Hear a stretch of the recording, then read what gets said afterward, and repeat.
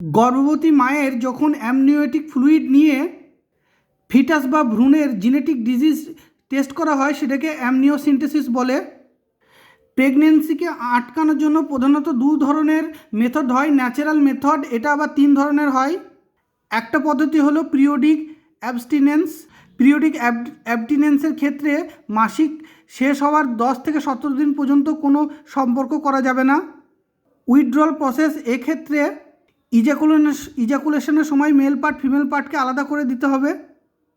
প্রথম দিকে ল্যাকটেশনের সময় মেয়েদের মাসিক চক্র বন্ধ থাকে, এই সময় করে মিলন করা সেফ, এইটাকে বলা হয় ল্যাকটেশনাল অ্যামেনহোরিয়া। আর্টিফিশিয়াল গর্ভনিরোধক পদ্ধতির মধ্যে রয়েছে ব্যারিয়ার মেথড, যেমন কন্ডোম। এক্ষেত্রে মেল ফিমেল গ্যামেটের মিলন হয় না কন্ডোমের মতো জিনিস দিয়ে বাধা সৃষ্টি করার কারণে। এছাড়া ইউটেরাসের মধ্যে বিভিন্ন রকমের ডিভাইস প্রয়োগ করা হয়, যেটাকে বলা হয় ইন্ট্রা ইউটেরাইন ডিভাইস। যেমন ইউটেরাসের মধ্যে কপার রিলিজিং মেথড থাকে, কপার স্পার্মকে ডিঅ্যাক্টিভেট করে দেয়। এছাড়া হরমোন রিলিজিং জিনিস থাকে, যেগুলো ইস্ট্রোজেন প্রজেস্টেরন রিলিজ করে, এবং এর ফলে ভ্রূণ জরায়ু গাত্রে স্থাপিত হতে পারে না বা মেয়েদের ওভ্যুলেশন ডিলে হয়ে যায়। এছাড়া রয়েছে নন মেডিকেটেড মেথড, যেমন লিপ লুপ, যেটা ফ্যাগোসাইটোসিস করে দেয় স্পার্মের।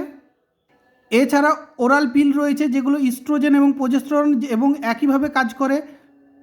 এছাড়া ছেলেদের ভাস ডিফারেন্স টিউবটা কেটে দেওয়া হয়, ফলে স্পার্ম পেনিস দিয়ে আসতে পারে না, এবং মেয়েদের ফ্যালাপিয়ান টিউব কেটে দেওয়া হয়, এর ফলে ওভামটা আসতে পারে না।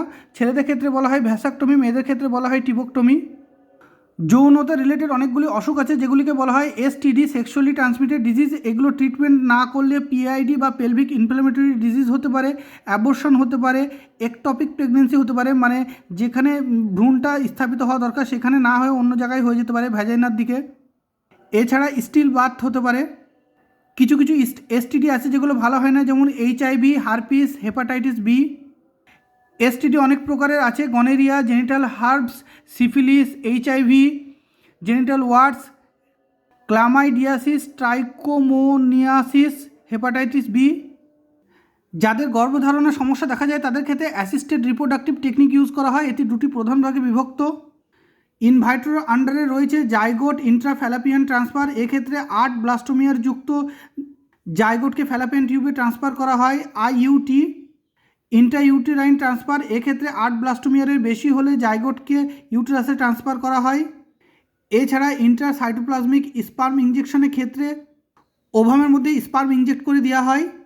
গ্যামেট ইন্ট্রাফ্যালোপিয়ান ট্রান্সফার, যেসব মেয়েদের ওভাম তৈরি হয় না তাদের ক্ষেত্রে। পুরুষের স্পার্ম তৈরি না হলে আর্টিফিশিয়াল ইনসেমিনেশন হয়।